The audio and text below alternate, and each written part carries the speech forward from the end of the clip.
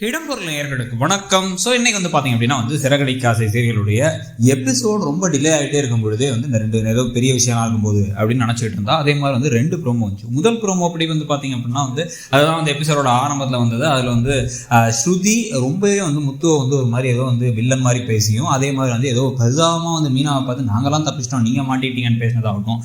இன்னொரு பக்கம் விஜயாவுக்கு ஒரு நோஸ் கட் வேறு கொடுத்தாங்க டபக்குன்னு சொல்லிட்டு, நீங்கள் உங்களுக்கு காஃபி என்ன போட்டுங்க நாங்கள் தான் பேசிகிட்டு இருக்கோம்ல அப்படின்ட்டு.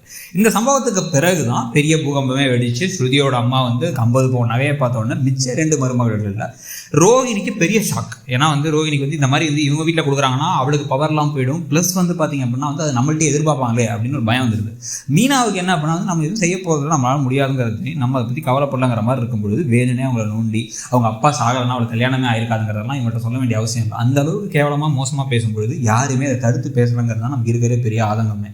ஸ்ருதி அவ்வளோ நியாயமாக பேசுகிறவங்க ஸ்ருதி டக்குன்னு என்ன பேச்சுமா அது என்னம்மா அப்படி பேசு, என்னத்தை எப்படி பேசுறீங்க, இப்படிலாம் பேசாதீங்க நல்லா இல்லை கேட்கும் போதே அப்படின்னு பேசியிருந்துருக்கலாம். இல்லை அதை விட முக்கியமாக அண்ணாமலை ரொம்ப நியாயத்தை மாதிரி பேசுகிறவர், ரொம்ப நல்லவர் வல்லவர் மாதிரி பேசுகிறவர் டக்குன்னு பாதி பேசிட்டு இருக்கும்போதே நிறுத்து விஜயா அப்படின்னு சொல்லியிருப்பான். பலான்னு ஒன்று விட்டுருந்தா கூட நமக்கு ஆதங்கம் சரியாயிருக்கும் அப்படிங்கிற அளவுக்கு இருக்குது. ஏன்னா அந்த அளவுக்கு மோசமான வார்த்தைகள், ஒவ்வொரு வார்த்தையும் இறந்து போன ஒரு மனுஷனை பற்றி பேசுறது மட்டும் இல்லாமல் இவங்களோட இயலாமையை பேசி, அவங்களோட ஏழையாக இருக்காங்கிறது அவங்களோட தப்பு மாதிரி பேசி, அவ்வளோ தூரம் நோகடிக்கிற மாதிரி பேசி, இல்லை நான் மட்டும் இப்படி முத்துக்கு நீங்கள் என்ன மாதிரி பொண்ணு பார்த்துருப்பீங்க, எனக்கு புரியவே இல்லை, முத்துக்கு நீங்களாம் உங்களோட பொண்ணே பார்த்துருக்க மாட்டீங்க, மனோஜுக்கு பிறகு நேராக ரவிக்கு ஜம்ப் பண்ணியிருப்பீங்க, இவ்வளோ பெரிய விஷயம் நடந்துக்கிட்டு இருக்கு, இவ்வளோ மோசமாக விஜயா பேசும்பொழுது எல்லாம் பேசி முடிச்ச அப்புறம் புஜிக் அப்படிங்கிற மாதிரி என்ன இருந்தாலும் விஜயா பேசிடக்கூடாது விஜயா அப்படின்னு சொல்றது. ஆனா அதே ஸ்ருதியுடைய அம்மா முன்னாடி முத்து ஒரு வார்த்தை அண்ணாமலைக்காக பேசும்பொழுது மன்னிப்பு கேள்றா, நீ என்ன பேசுறான்னு பார்த்துட்டே இருப்பேன்னு நினைக்கிறியா, மன்னிப்பு கேள்றான்னு அண்ணாமலை. அப்ப இந்த இடத்துல என்ன கேட்கணும், விஜயா உடனே இவங்க முன்னாடியே யாரு முன்னாடி நம்மளோட மருமகளை முதல்ல வீட்டுக்கு வந்த மருமகளை தப்பா பேசினியும் இவங்க முன்னாடியே இந்த ஸ்ருதியோட அம்மா முன்னாடியே நீ மன்னிப்பு கேட்கணும். மன்னிப்பு கேட்கல அப்படின்னா அவ்வளவுதான்,